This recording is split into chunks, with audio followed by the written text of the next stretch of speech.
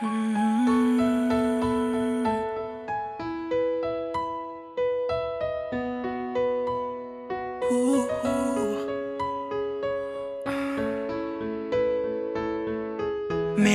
oh mélodie, tu m'inspires toutes ces vibes, mes joies, mes agonies.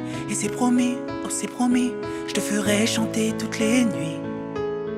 Ma jolie, oh ma jolie, tu fais vibrer mon monde par ton sourire, ta folie. Et j'ai envie, oh j'ai envie de t'avoir près de moi toute la vie.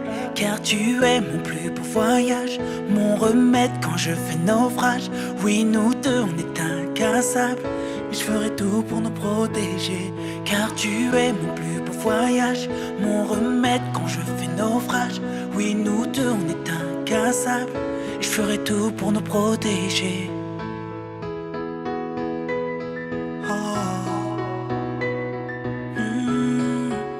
Faire ma vie avec.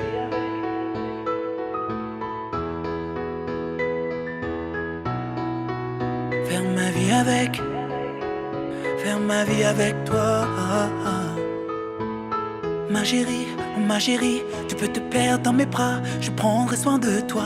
Et je t'en prie, oh je t'en prie, profitons sans interdit. Mon paradis, t'as fait de ma vie un rêve, un soleil sans jour de pluie. Si t'as envie, je resterai près de toi toute la vie. Car tu es mon plus beau voyage, mon remède quand je fais naufrage. Oui, nous deux, on est incassables, et je ferai tout pour nous protéger. Car tu es mon plus beau voyage, mon remède quand je fais naufrage. Oui, nous deux, on est incassables, et je ferai tout pour nous protéger.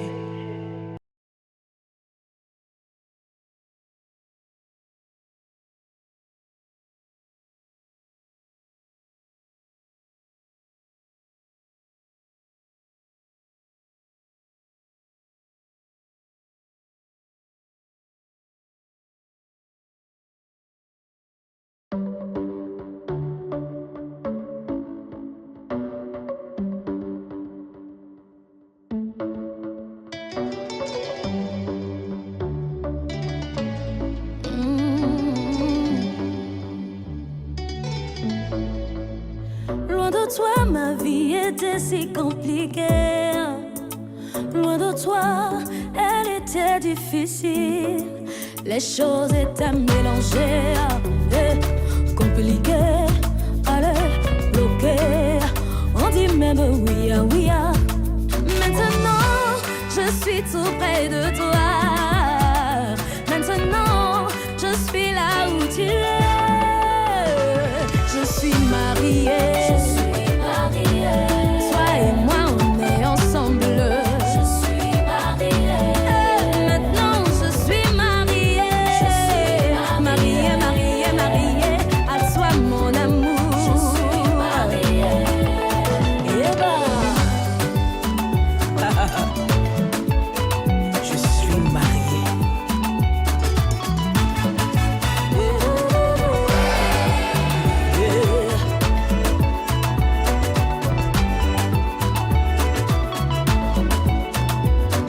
J'ai cherché l'amour, je ne l'ai point trouvé.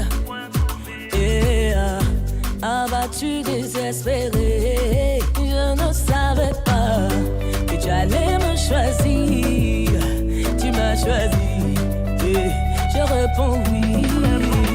Je suis à toi, mon bien-aimé, tu es à moi. Maintenant je vis le bonheur près de toi. Je suis mariée. Mon cœur déborde de joie. Je suis mariée. Désormais je porte ton nom. Ce qui est à toi est aussi à moi. Je suis mariée.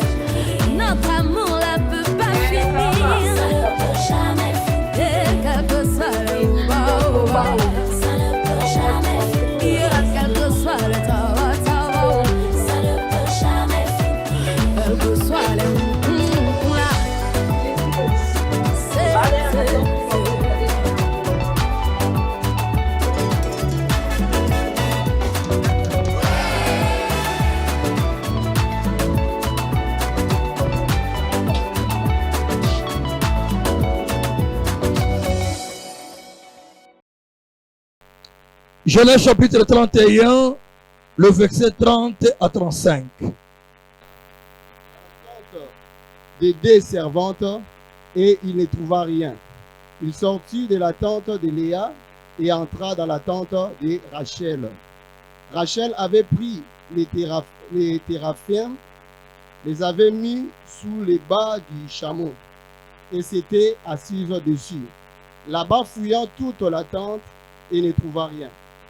Elle dit à son père, que mon Seigneur ne se fâche point, si je ne puis me lever devant toi, car j'ai ce qui est ordinaire aux femmes. Et il chercha et ne trouva point les téraphimes. Jacob s'irrita et querella Laban. Il reprit la parole et lui dit, quel est mon crime? Quel est mon péché? Que tu me poursuives avec tant d'ardeur. Quand tu as fouillé tous mes effets, qu'as-tu trouvé des effets de ta maison? Produis-les ici devant mes frères et tes frères, et qu'ils prononcent entre nous deux. Voilà 20 ans que j'ai passé chez toi, tes brebis et tes chèvres n'ont point avorté, et je n'ai point mangé les béliers de ton troupeau. Je ne t'ai point rapporté des bêtes déchirées. J'en ai payé les dommages. Tu m'as redemandé ce qu'on me volait des jours, ce qu'on me volait des jours et ce qu'on me volait de nuit. La chaleur me dévorait pendant le jour et le froid pendant la nuit et le sommeil fuyait de mes yeux. Voilà 20 ans que j'ai passé dans ta maison. Je t'ai servi 14 ans pour tes 2 filles et 6 ans pour ton troupeau, et tu as changé 10 fois mon salaire. Si je n'eusse pas eu pour moi le Dieu de mon père, le Dieu d'Abraham, celui que craint Isaac, tu m'aurais maintenant renvoyé à vide. Dieu a vu ma souffrance et le travail de mes mains, et hier il a prononcé son jugement. Laban répondit et dit à Jacob, ces filles sont mes filles. Ces enfants sont mes enfants. Amen. Est-ce qu'on peut acclamer pour la parole de Dieu? Écoutez, thème Nabiso et à pourquoi Otozo Kendenango, soit Otoko Meka Kosonango Ezali, qu'est-ce que vous emportez aujourd'hui? Grâce.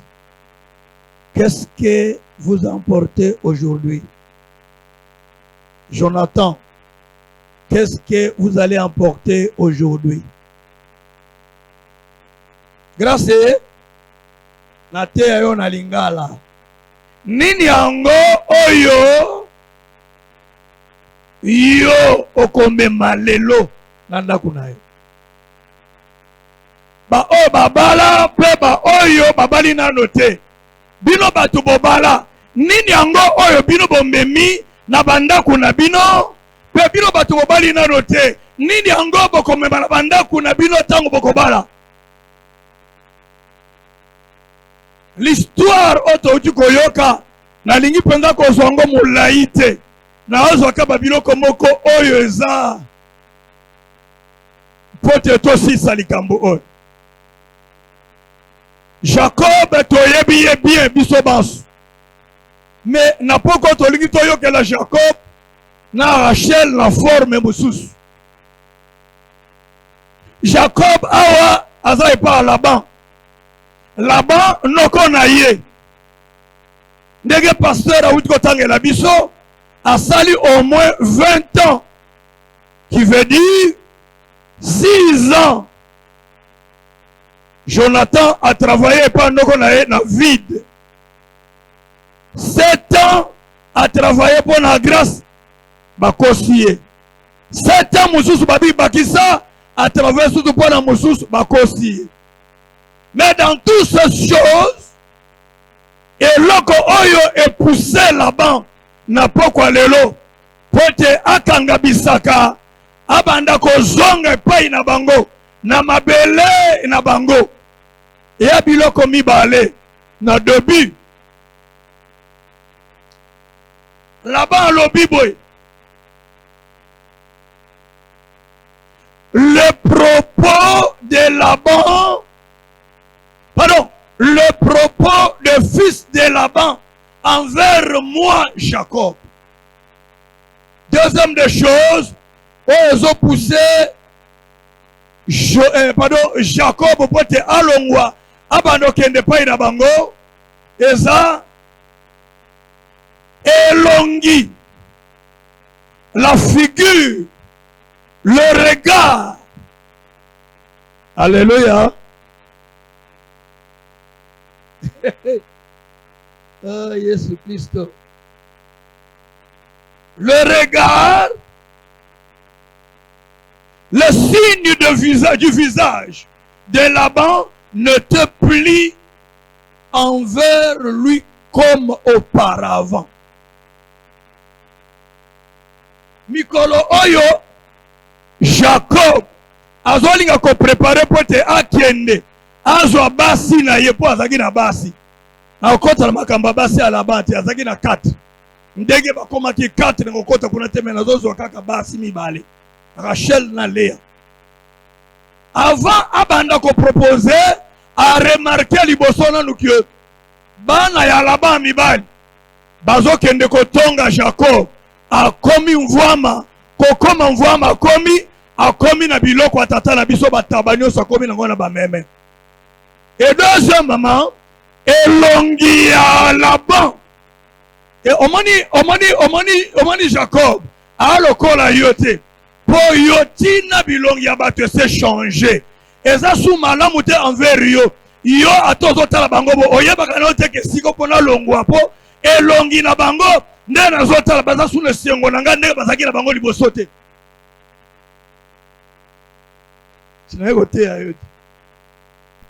Alléluia. Mais Jacob avait remarqué que le regard il y a Laban envers moi et ça n'a auparavant. Alors même Boutou la Bible dit que Nzambe aïe par la voix d'un ange à l'obéir.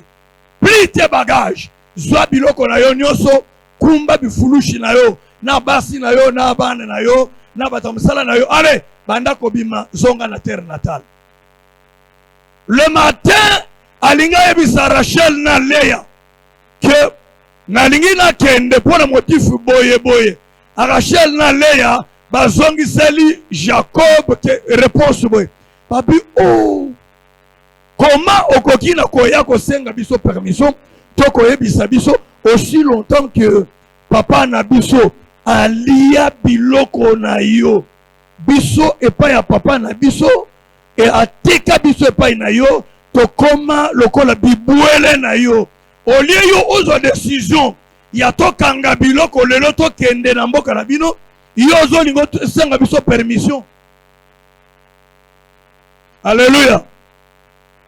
Grâce. Ozoka bien. Bakangi biloko na bango. Bazolongwa l'air nini na butu. Vous savez d'abord le type de Jacob, amta lokuta. Jacob a un phénomène moko na kata vie na yeso ki to bandi ko raconter ngo tongo ekotana la biso. Il va plier ses bagages la nuit. Azui bantabane no na biso soka na 12,000 soka na 13,000. Nyonso akangi ngo na butu. Azui basine mibale, azui bantabana ye, azui bana na ye, azui batamosala, bakamati bapunda na bango ba charger biloko ba bando te. 3 jours après, je veux chuter quelque part. 3 jours après, il y a départ na bango. C'est alors que Laban va se rappeler que Nazomo n'est pas il y a Jacob Batubazate. Ils sont partis où? Nde Batamusala Babise que Babima Kilobi na Boutou Basanini Bakei. Mais écoutez, Laban a koti nakachanda kunaye. Bisika wapi azalaki ko bomba bi fwe na ye. Babengi ango ba terafim. Atali bipa ya zako bomba ba terafim na ye. Suivez-moi ici s'il vous plaît. Bande kolanga bo sungangai. Misu na bino nazala ngo posa makazi. Wana papa Jonathan azoko coordonner moi makambo susu. Etali bisote bisoto landa e iska na zoloba a.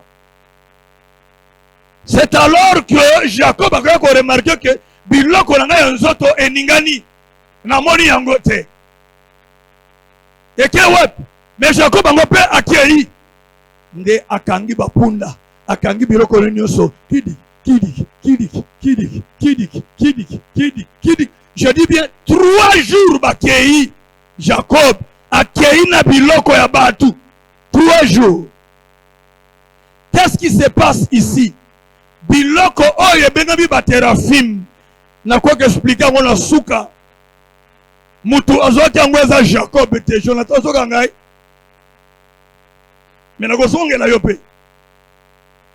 Mutu azoki baterafim ya Laban ezali nde Rachel.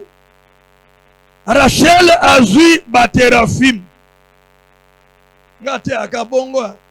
Azui baterafim, azui ango na punda na ye, avandela ango na kiti ya punda. Bakei. Est-ce que bozomo na makambo na zocha ndela vandeli yango? Na sal bozomo na azui babikeko, azui biloko ya tata na ye, achango na punda na kiti ya punda, avandela yango abandiko kende. Mais tango papa na bango alandi bango bakomi na nzela. Ce sont des choses oyo et bloqué qui marche à Jacob pour te battre comme un amboka na bangote. Quand Laban a remarqué que biloko na ngai nzoto et bungi ezate, il faut ezala na biloko oyo Jacob akenango ndalandi akuti bango na katanzela. Yaya tikana ibisa yo eloko moko yo mutozo la ngai. Soki obima na ndaku na bino oke na ndako libala eke okenda na biloko atata na yo libala no eza pembeni po ekufa. Et puis makambo ebele yo kosala na nzela ekozala toujours bloqué. Na moni boyo kinga bien te. Na ki boyo kinga bien te. Jonathan ngo tikela ngaba protocole na yo wana po matea ona zo bisa yo oyo nde yango yo zo kena ngo na ndako na yo. Matea oyo nde yango zo kena ngo na ndako na yo. Il y a des marchandises. Parce qu'il y a des gens qui croient que pour les bonheurs et les filles, a besoin de bonheur. Mais le pire, bon, on a noté. Botuna biso batokena na nzela oyo toyebi yango. Soki na tebi no bongo te na kozala faux pasteur. Il faut na bisabino que y a dans le bonheur et ça peut dans le pire. Le pire, bon, on a besoin de vivre, le bonheur. Mais le pire, bon, le pire est bon, mais ça coule les autres, la bino. Il y a ce moment où make-up dans moutou et ça sauté, grâce au long comme bon. Au côté de la chambre, bani comme il a mengai, ça c'est quoi? Pourquoi ne pas ça l'erreur yanga ko ngendo ba la grâce? Donc la grâce ça qui boy. Mbanga le fio tout na boye. Ça, ce sont les pires que tu n'as jamais vus. Quand on parle de la grâce, madame, quand on est en andako, il y a ça, il y a un make-up. Il y a un make-up na moto. Ok.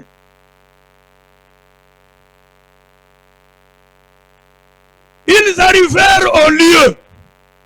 Jacob a dit comme côté que moi, si oyonga na memi, ndeye mutu azu baterafim ya papa na ye. A komi na bango na nzela kuta na bango. Mais bien avant, Nkolo ayebisi Laban yokangai. Cet homme-là que tu es en train de poursuivre, c'est mon serviteur. Quand vous arrivez là-bas, ne parlez ni en mal ni en bien. Réserve-toi, sinon je vais te tuer. Comme azo comme sur place, babandi ko fouiller na biloko nyonso ya Jacob, bamoni eloko mokote. Mais moi na ye ya mwasi Rachel akamati bikila kila na ye bukoko na ye avandi sango likolo ya kiti ya punda baluki nde Rachel komona Joseph Jacob miso teli alingi kolera parce que nzela ekomi bloqué bakoki na kokende te soki biloko ya Laban et monanité. C'est alors Rachel akoya koyambola kolobete oh mon Seigneur mon Père limbi sangai parce que ndenge tozali awa pasi oyo nyonso ezokomela biso mutu aluki yango eza ngai. Navandeli biloko moko na se ya makolo na nga awa oyo bana basi bakoka kotanga yango te. Akosi tata na lokola ke mama azali na tango na bango ya bana basi. Nzoka nde Jonathan atalanga awa. Nzoka nde mwasi na ye mutu avandelaki biloko wana. Écoutez, le Teraphim aujourd'hui est kosimba kaka grâce te. Le Teraphim aujourd'hui est kokina kosimba peyo. Toko sela kaka bana basi. Me biso pe batata. To zape na bizaleli mususu. O to uta nango pe ya baboti na biso. To kenda nango na ndako liba. Nako banda ngo na ne pas grâce te na zo bande pa na yo. Nako tanga ta 6 et puis nakati matia na ngai. Bizaleli ngo zala awa moni grâce ozomona ye awa. Grâce, est-ce que vous avez un Teraphim? Oui, bité. Et il y a un Teraphim, vous avez un peu batata na yo. Hein? Vous avez un peu de bombi yango. Tant que vous avez un salaire, tant que vous avez 10 000 yo, et si li oyen yango, vous avez un peu de WC. Alléluia. Ce sont des Teraphim. Teraphim, en fait, c'est quoi? Eza bizaleli. Biloko oyo ya mabe tolongwa kanango epai ya ndaku ya baboti mukolo obali omemi yango na kati ya libala na yo. Ce sont des Teraphim en question que nous voulons parler ce soir. Quelles sont les habitudes oyo yo okei nango na ndaku ya libala? Lelo awa nazalo na yo. Yo lingoloba tebana mibali noso. Lelo awa Jonathan nakoya na ndaku note pona ya kosamba. Surtout yo. Na yaki nde na yela kiyo. Nakoya na ndaku note pona ya kosamba Jonathan. Batela mwana mwasi oyo. Nakoya bochelinga fufu. Nakoya na meli miliki. Nakoya makamususu wana. Tolika mo bosenga prière mpaka to matakuna esika to mataka to mati to luki volonté na Nzambe likambone si. Maintenant il y a que oh non yo ndengo zaboye bamona ki mbongo na poche na yo $300 mais ye balobaki na ina nduki. Omoni Jonathan lelo awa omoni grâce na za pembe ngakutu na zo mone na zo regretter na bime obana basi abonde basa pena mokilo akomi kitoko mwaeta. Alléluia. Mais sikoyo mukolo wana obimisi bizaleli no ya kala. Grâce lelo bozo tambola ne lipeka. Omoni loboko ya suka oyo. Bozo tambola ne bo wana grâce atolo bana na rolendo nyonso. Chéri, yambo bobenga na ndenge ni. Obenga ke chéri. Obenga ke mama grâce. Ah mama na yo.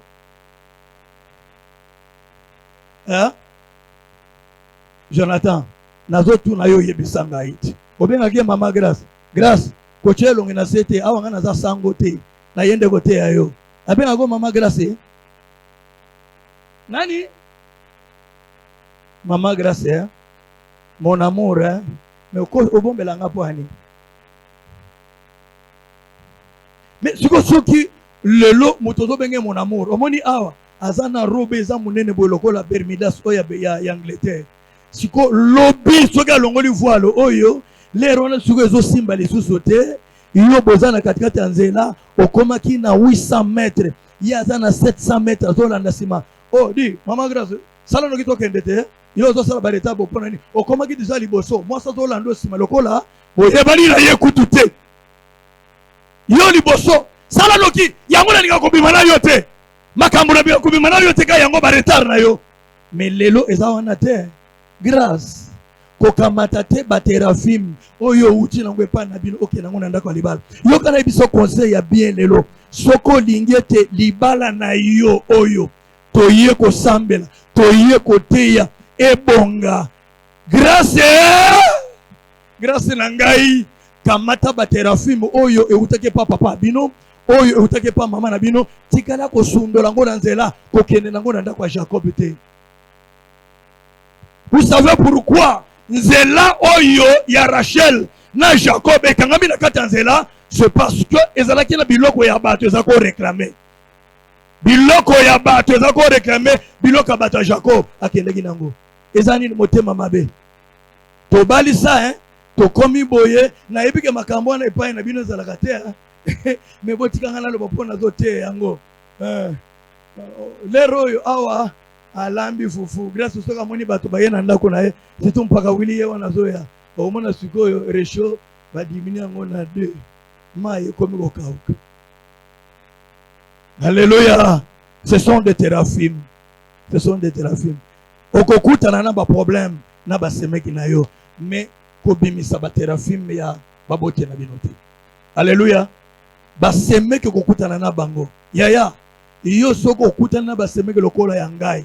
Ngai to nazobala mwasi na ngai ozomona wana ngai nazaki na problème te tobalani na biso bien makambo se sili bien mais tangu ba le pur e bandi komona na sikoyo ba semeki na nga batombukela ngai na oyo nga pe nazaki passer na ye me bakotela nga réunion babetanga biloko nga mona bandi ko regretter nga bi Seigneur kaka anifa oyo na viki nde basala nga makamba boye oyo batu ya poto alobaki eloko te yaya na suka nango na bimisaki ba téraphimes na utaki nango pa papa makaya te na tikalaki lokola mosali na Nzambe kolobete ba yebite eloko oyo ezo salema na ye kokoma na bango bien kino moi malelo na vanda na bango bien la soki na coopérer na basemeki langa te na okoza bien te babenga nga butu lokola moi naza pasteur ya libota ya bamwasi na ngai naza pasteur ya libota na ngai. Vous allez vous rencontrer avec des problèmes mais kobimisa ba téraphimes oyo ezalaki na ndako na bino te po appliquer yango na ndako ya libala ekokale yo ekostope yo tika Nzambe na bomoi apambola bino.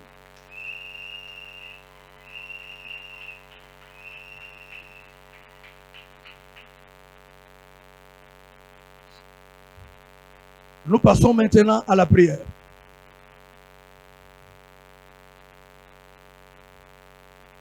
Nous allons demander au pasteur, excusez-moi pasteur parce que les noms ne vont pas donner, mais je sais que ça c'est un homme de Dieu. Dieu m'a déjà parlé. Au coquin on reçoit la prière pour la parole de Dieu et les qui on a servi son nom et puis tous les cas on a servi son souci la prière.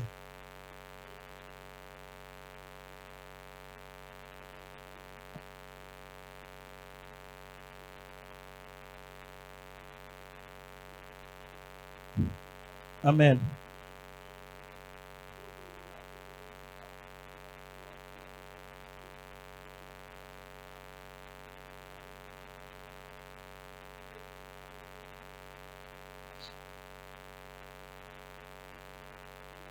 Amen.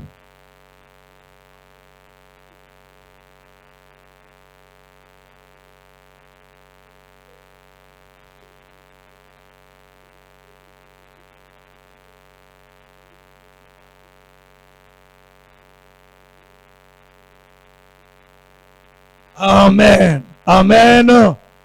Amen. Amen. La liga que tu te bête sur Nzambe maboko makasi. To bête Yesu Kristo maboko makasi. Merci beaucoup. Avant ya kosa la prière, nous devons d'abord kozwa bato mibale to misato.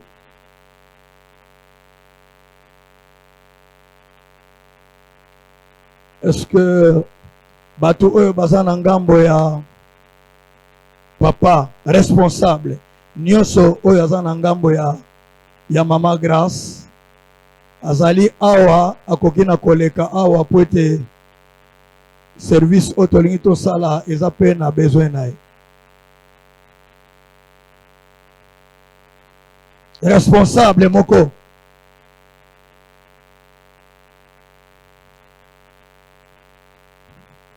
responsable na ngambo ba mama Grâce azate.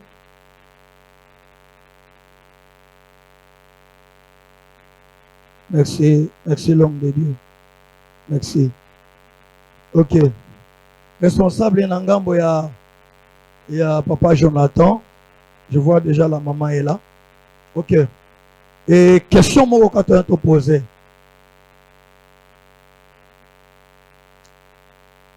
Langambo ya mama Grâce.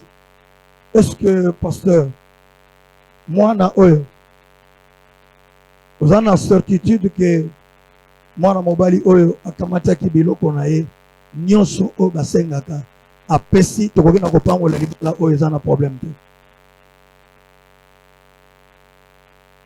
Amen. Tobeteli nzambe na biso maboko. Mama, oza sûr que makambo totoni tata pasteur lokola mobochi na ngambo ya Mama Grace makambo lobi eza solo ondimi ke toko na kopambola libala oyo. Merci beaucoup. Nakata salle, c'est vrai que service na biso eza mbango mingi na yebi te soki eza na mutu nakata salle awa akoki na kocontredire libala oyo ya biso tozosala awa na Papa Jonathan pe na Mama Grace. Eza na mutu akoki na kocontredire yango niongo ezali oyo te Jonathan akoki na kobala te na akozela eka mokolo ya lelo ntango azolata mvuela na ye wana mwasi wana abotoli ye na maboko na kaka lelo nde toza awa topambola yango susu te tokozongisa tobongisa nano situation wana azali lokola aza te tobeteli nzambe na biso maboko makasi me yeba ke soki ozali oye na nsima oza mutu kokenda na la police mpo bakokanga yo bien mpo mikanda esesalemaki deja. Merci beaucoup. Tokolamusa mama na biso Grace ntango azali koleka awa otelemi awa tobeteli nzambe na biso maboko makasi.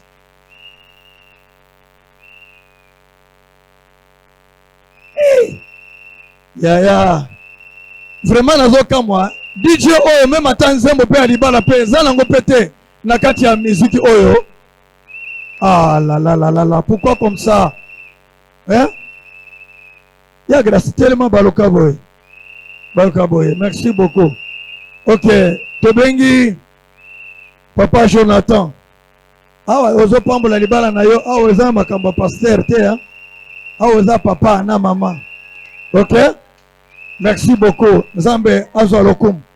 Tosuki wana te, toyebi malamu ete Mama Grace na Papa Jonathan baza na parrain baparrain na bango bazali awa. Tokosenga na parrain na baparrain na bango mama akoleka na nsima ya mwana ne ya mwasi, papa akoleka na nsima ya mwana ne ya mobali. Merci beaucoup. Alléluia. Yaya. Emonanaki malamu ete photo banda nano epai na yo. Est-ce que vous confirmez biso que mobali oyo olingi olingi sincèrement?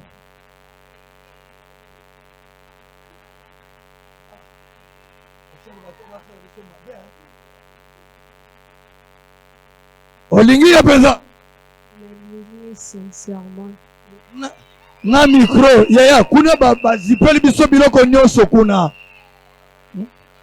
Ça ne parle pas là-bas. La musique kuna. Sincèrement, alobi nalingi ye sincèrement. Sincèrement. Jonathan. Ah! Elombe mobile. Moi so olingi ye. Olingi ye makasi. Oh Jésus. Alléluia. Est-ce que y a grâce? Ozana maloba moko. Oyo koki na koyebisa biso me maloba wana elengi tofe précédé yango tangu ozotia ye lopete ozoloba maloba wana yoka nga nalingaka te baphrase moko okoloba ngo awa me talante eta na ndako kosala yango te eya na frère moko ya biso na bumbu tango azotia lopete azotie pa mwasi na ye azoloba oh ma chérie Gillette toi tu es mon ventilateur na ngai. N'a pas besoin de ventilateur est bien parce que ventilateur a une double action. Après ça mon peuple koto yo, après ça mon peuple koto ça fixe c'était. Lugela biso ba momo susu. Alléluia.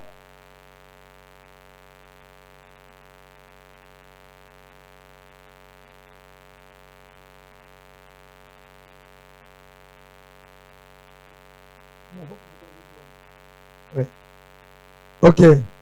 Bon pesi biso ba nani o Jonathan tala yoka na bisayo awa na etapo tokomi makamba ki pasteur ezalaka mingi te awa bimisa maloba ya bolingo molimo mosantu eleka yo te. Molimo santu yebi kozobala zwa anon Jonathan kozala pressé te pusana malembe na tata na bino azolanda yo na nsima. Mama okoki na kosembola loboko grâce na ngai bandeko kobina te nani biso bina te lolendo boya nini yango tombola mosapi malamu ya loboko. Jonathan ozobanda koloba maloba oyo eza na motuya yo eza moto ba révélation koyebisa na bato te maloba moko boye eza nango na sens moko boye te epuis obandi koloba yango. À vous l'antenne. Merci. Avant d'analyser yo alias Oyo, premièrement, na dédié yango pa ya Nzambe. Nzambe azo contrôle bloko nyonso.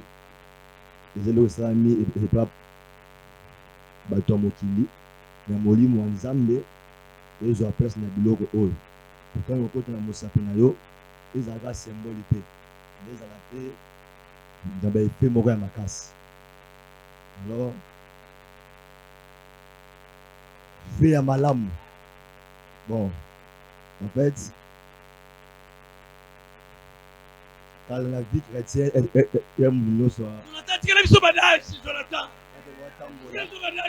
merci. Je sais pas si je suis à l'aise. Je sais pas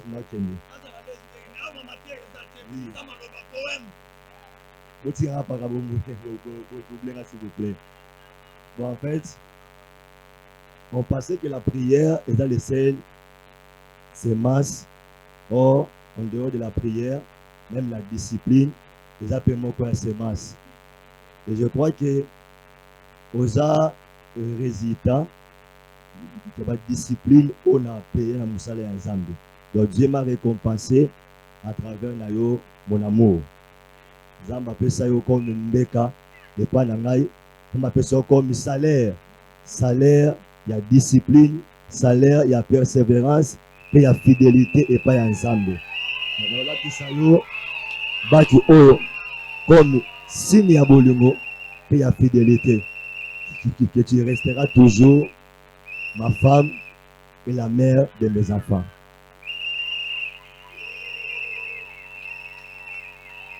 Alléluia.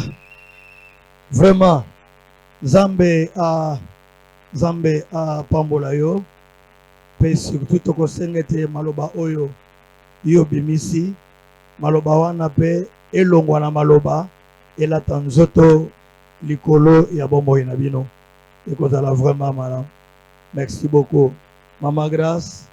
Maintenant, maloba ekomi na kan na yo. Ozozwa ano oyo maloba obimisa oyebisa mobali na yo eza maloba moko ya kilo.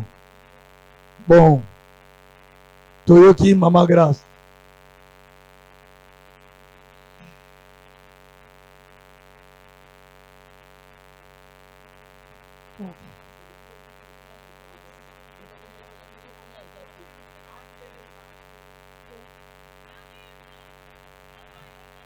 Ok. Exactement là. La Nélina a déclaré ma parole et amour. Dès le début, Tokutana Papa Jonathan, comme je peux dire que mon amour, je l'appelle souvent ma vie. Naïbisaï que la recouvert sans Yaki Papa. Et je l'appelle souvent ma vie.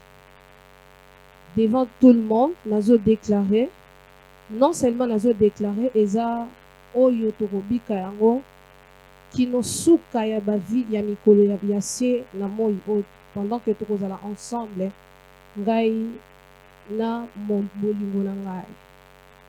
Ano oyo nazo latisa yo, eza kaka anote, mais nazo latisa yango na loboko ya gauche, oyo musisa nango, et qui n'a na motema où ils ont prouvé amour nangai. Tu es mon amour, tu étais, tu es et tu resteras mon amour jusqu'à la fin de ce monde et de mes jours. Amen. Est-ce que avant tout ça, les locaux, monsieur, tu rebêtes là-bas, on a le maboko. Nabana Miki pe basepeli. Merci beaucoup. Tokosenga et avant tout les cas, nakosambela. Jonathan, ozopusa na pembeni ya maman. Lokola bobimisi maloba, bozo yambana. Soki boza ko yambana na bacoin, l'air moko lokola te, mais sikawa, ozopesa mwasi na yo min point. Opesa mwasi na yo min point. Pour mokili nyonso oyebaki vraiment, en tout cas, ozopesa mwasi na yo min point. Jonathan bandi koposa na malembe, wapresse bonde nini aya. Oh. Oh. Min point oyo mwana mokuse. Esimbi te. Ne mpo na nga na moni ete si.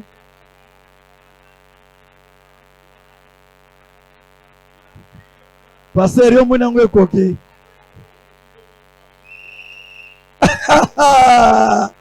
Yoga tata na bango. Merci beaucoup. Maman bokoki na kokita na mabolongo.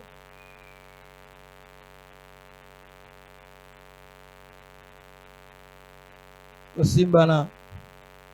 Pasteur, approchez. Je sais que boza bato mapamboli. Tata Nabino Yalibala yepe aza mosali na Nzambe. Donc côté oyo bino bozali boza penza na côté ya mabete. Nzambe na bino azokoba ko pambola bino lisusu et a continuer na ko pambola bino. Nous allons prier. D'abord, nous allons remettre le micro et pas un pasteur à prononcer Malobaya li Pamboli pour natina na couple ol. Soka sil santo de rôle, ngana ko sambela et puis toko telemisa bango. Amen, amen.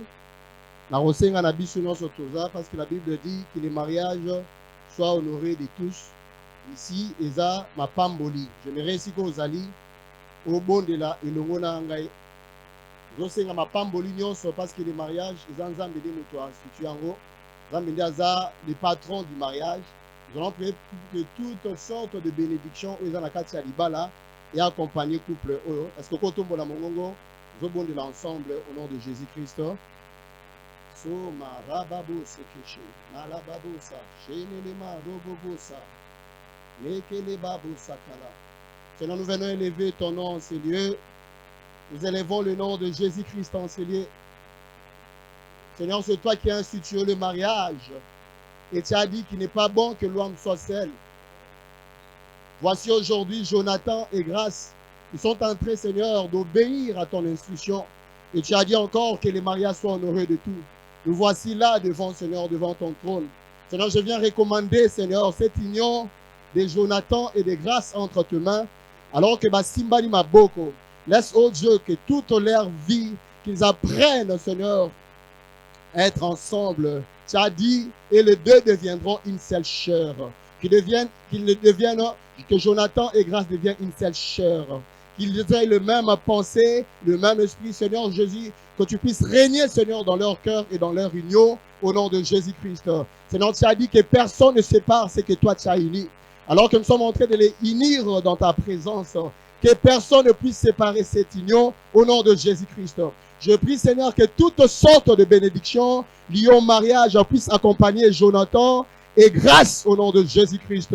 Seigneur, tu as dit, multipliez-vous et remplissez la terre. Seigneur, qu'il puisse se multiplier financièrement. Seigneur, qu'il puisse se multiplier, Seigneur, dans la maternité. Qu'il puisse avoir les enfants autant qu'ils le voudront au nom de Jésus-Christ. Seigneur, tu as dit qu'il trouve une femme, trouve le bonheur. Je prie que le bonheur, Seigneur, puisse accompagner ces couples au nom puissant de Jésus-Christ. Et je viens les couvrir par ton sang, tel qu'il est écrit, Seigneur, qu'ils les ont vaincus à cause de ton sang. Que ton sang, Seigneur, puisse crier en leur faveur. Que ton sang puisse leur accorder la victoire sur toute forme de combat qui peut s'élever sur leur route au nom de Jésus-Christ. Que le sang de Jésus, qui crie plus fort que le sang d'Abel, puisse crier en leur faveur au nom de Jésus-Christ. Jonathan et grâce, nous vous bénissons. To pambolibino na kombo na Jésus-Christ. Botikala ini ensemble. Moto mokote, tope loko mokote kabula bino. Bobika bomengo. Le bonheur yalibala ezala partage na bino na kombo na Yesu Kristo. Zamba pe sabino stabilité, stabilité na ministère, stabilité na mosala, stabilité na mosolo. Na ba projet nyonso bo vivre stabilité na kombo na Yesu Kristo. Ba projet nzambe abongisa po na tina bomwe na bino yango de boko bika. Ba projet ba parents na bino te, ya ba boti na bino te, ya ba to mokili ote kasi o nzambe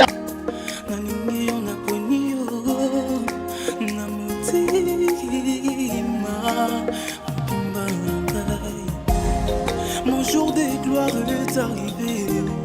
Maman, j'ai enfin retrouvé ce que mon cœur a décidé. Pour le meilleur et pour les pires. Mais ce n'est pas bon que l'homme soit seul. Je lui ferai une aide semblable.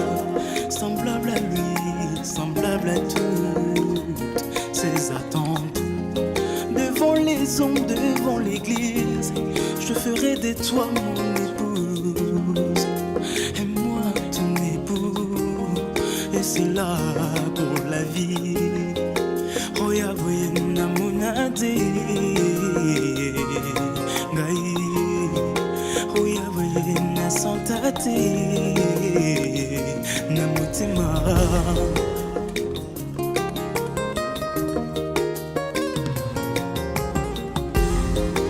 Oya boye na yokate, na yokate.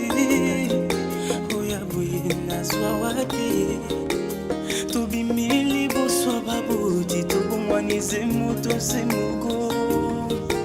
Liboso ya nzambe bozo yegeza moto se mugo. Toze bela mama ye.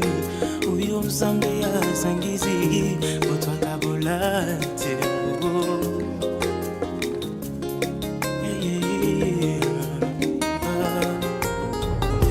Le mariage est une institution divine, divine à toi mon amour.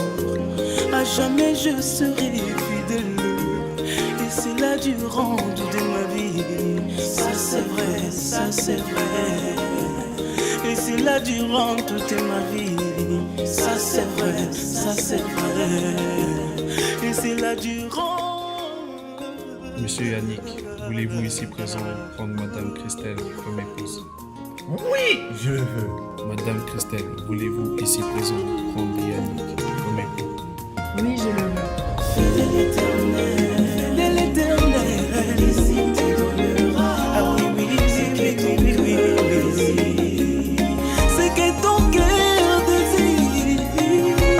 Fidèle éternel, fidèle éternel, ici tu donneras. C'est que ton cœur désire. C'est que ton cœur désire. Fidèle éternel, ici tu donneras.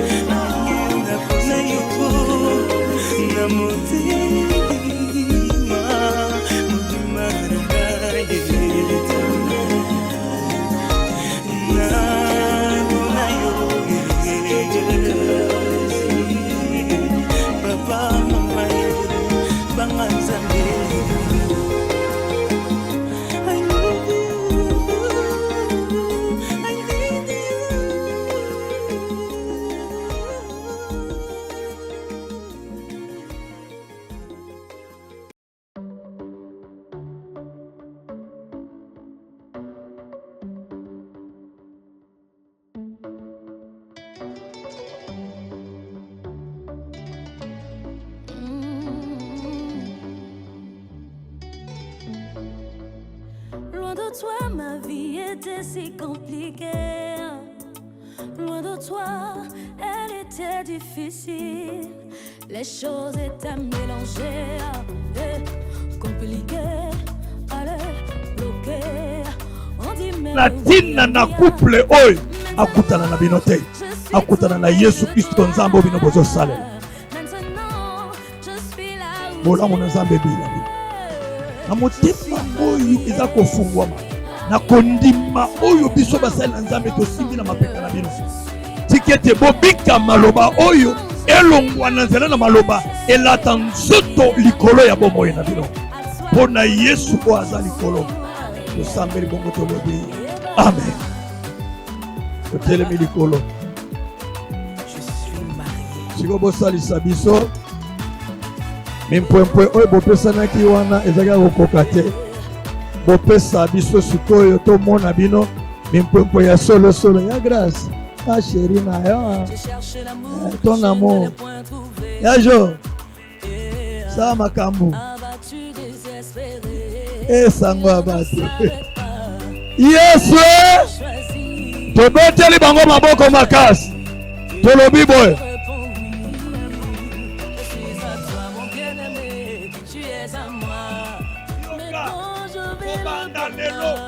près de toi, je suis mariée. Mon cœur déborde de joie. Désormais, je porte ton nom. Ce qui est à toi est aussi à moi.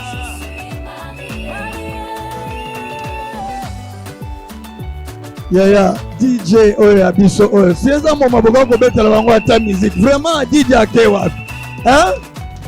C'est pas bon comme ça hein? Comment les gens doivent terminer les choses comme ça et puis musique na discothèque ezate? Pourquoi ça? Je suis mariée,